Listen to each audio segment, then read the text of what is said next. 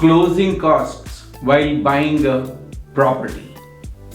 Today, I'm going to explain how closing costs work, and this is a disclosure that I'm going to use that was almost at the end of the transaction when all the confusion about the costs was cleared up.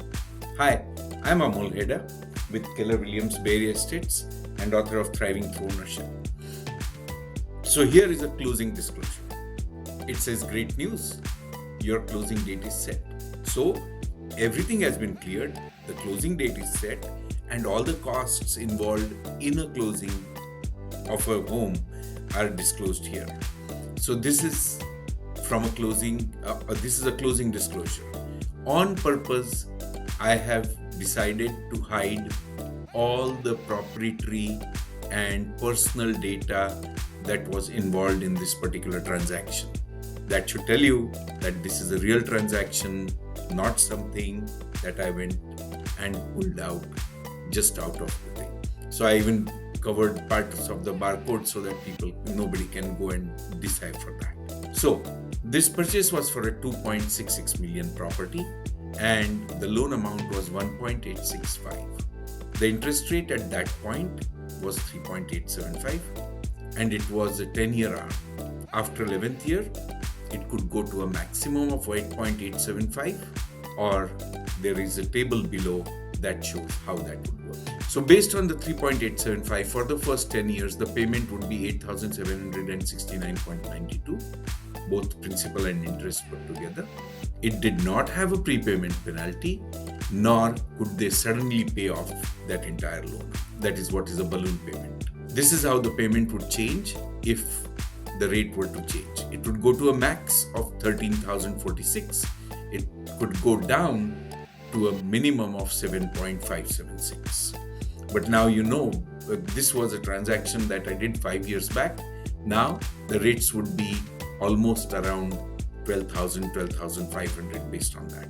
Estimated taxes and insurance was 2,839.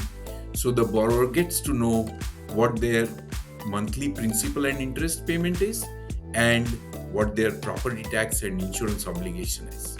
This in escrow implies that the buyer chose not to deposit the money with the bank in escrow each month. Instead, they chose to pay that by themselves. In addition, there would be closing costs. And this one is ridiculous.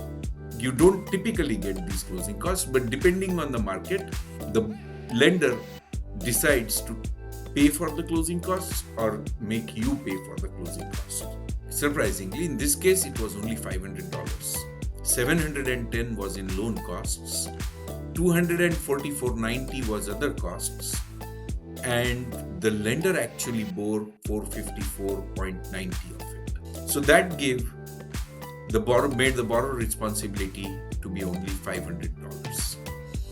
So the down payment plus this closing cost, the remainder of the down payment after the deposit plus this closing cost, that is going to be $720,008.03. Now let's look at the closing cost details. In the closing cost details, the borrower was paying only no origination cost. That was paid by the seller. The processing fee was paid by the borrower before closing. That was the only charge that the borrower paid, $500. The appraisal was paid $210 by the borrower at closing, and $550 it says seller paid. But typically the borrower would pay, or this must be the lender probably bore the cost of that. This $6 for flood determination and $5 for flood lag fee. Now, the escrow takes the deposits, follows the instructions, and does the disbursement and handles the closing based on the mutually agreed instructions between the buyer and the seller. And so the escrow also does the lender's title insurance and the owner's title insurance. So Santa Clara County, and these costs can be dependent on the convention that goes on between the buyer and seller who shares these costs based on the county or the prevailing convention at that time. So in this case, the lender's title insurance is paid by the seller. Santa Clara is a seller paid county, so all these charges were paid by the seller. Loan tie-in fee, notary fees, recording service, third-party courier services, and title endorsement. All these were paid by the seller. So the buyer only ended up paying $500 or $710 total. Now, let's look at other costs. So when the property records in the county charges deed recording fee at $50 and mortgage recording fee at $125. So this is the total that the county charged for recording fees, $244.90. And in addition, the county transfer tax was $2,930. Then the prepaid taxes interest from the end of that, from the date that we closed, 5th of November to 12th, December 1st was $5,140. Mind you, you have to bring this money at closing, but that's not a closing cost. You would pay the interest irrespective because you are using the money. So this is just a prepaid interest. It's not closing cost. And then there is first half of the installment. There is escrow fee which is paid by the seller. The commissions are paid by the seller.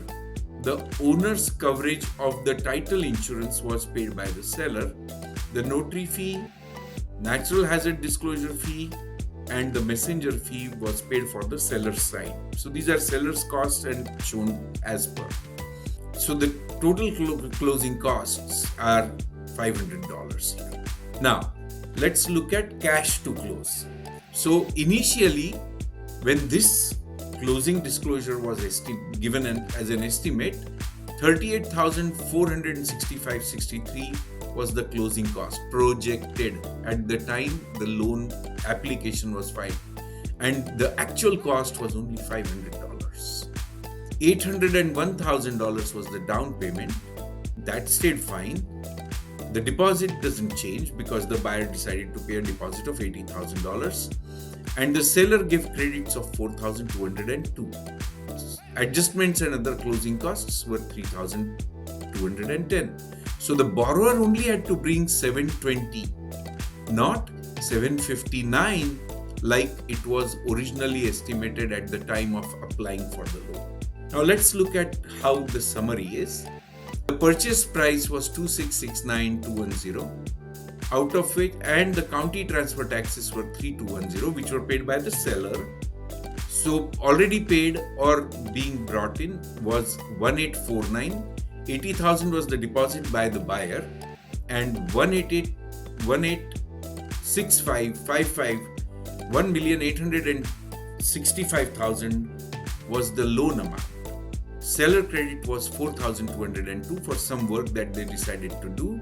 So if you net this out, the borrower had to pay only $720,000, $720,008.03 on a $2.669 million, 210,018 cents transaction.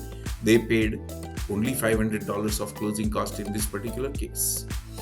Additional information about this loan: it says that they do not have a negative amortization feature. Negative amortization means the buyer does not pay the interest and pay the principal, and the loan will keep on increasing. Partial payments: the lender may accept partial payments that are less than full amount due and apply them to the loan. So you could make partial payments also. May hold them in separate account until you pay the rest of the payment and then apply the payment. Will not have an escrow account. You declined, so the buyer declined that they will do the escrow. Estimated property cost over a year, $34,000. On certain conditions, this person to assume his loan on original terms. This was an assumable loan in this case. So that's that.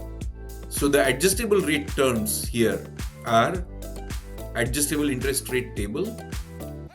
Index plus margin was 2.25, initial interest rate 3.875, minimum and maximum interest rate range 2.25 at the minimum and 8.875 at the max.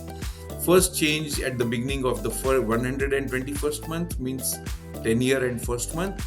Subsequent changes after every 12 months, and the first change could be a max of 5 limit, and the subsequent changes could be up to 2%, and the maximum lifetime loan amount could be 8.875. Over the life of the loan, the buyer would pay 3,424,384.40. The finance charge would be $1,554,026.40. The amount financed was 1,864,500. The annual percentage rate over the life of the loan is 4.369. The total interest paid, which is a percentage of 1,554,026.40 divided by 1,864,500, is 83.299%. And then the lender has to disclose who is the lender, who is the mortgage broker, who is the real estate broker representing the buyer, who is the real estate broker representing the seller, and the settlement agent or escrow company. The buyer has to confirm this receipt. If they don't confirm, they don't get the loan, because this gives them the ability to decline the loan at this stage. I hope this explanation was helpful. I'll probably do a more current, recent closing statement sometime to show the difference between what the closing costs are when the interest rates are low and the closing costs when the interest rates are high. I hope this was helpful. Thanks for watching. Bye.